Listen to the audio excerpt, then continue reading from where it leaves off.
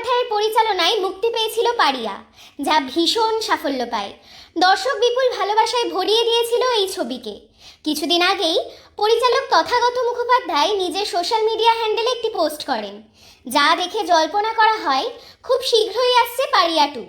17ই মে শুক্রবার বিক্রম চট্টোপাধ্যায়ের জন্মদিন ছিল।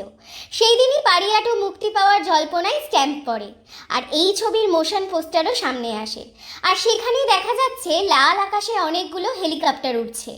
মুখে কুকুরের মুখোশ পরে, পিঠে কুকুরছানাকে বেঁধে, এক হাতে লাঠি আর এক হাতে বন্দুক এবং কাঁধে প্রচুর গুলি নিয়ে পিছন ফিরে দাঁড়িয়ে আছে একজন, আর তার পাশে দাঁড়িয়ে আরও এক সারমেয়। মাটিতে পড়ে আছে বহু মৃতদেহ। এই পোস্টারের ক্যাপশনে লেখা, ওদের যারা কেড়েছে মাটি, কেড়েছে সবুজ, কেড়েছে ওদের আকাশ, কাল ভৈরব মৃত্যু রথে ধ্বংস হাতে করবে তাদের বিনাশ। পারিয়া 2 এর মুখ্য ভূমিকায় আমরা আবারও দেখতে পাবো বিক্রম চট্টোপাধ্যায়কেই। তবে অন্যরা কারা থাকবেন তা এখনও স্পষ্ট নয়।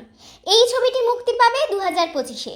এদিন মোশন পোস্টার প্রকাশ্যে আসতেই ভালোবাসায় ভরিয়ে দিয়েছেন দর্শক। এখন সবাই অধীর আগ্রহে রয়েছেন ছবিটির জন্য।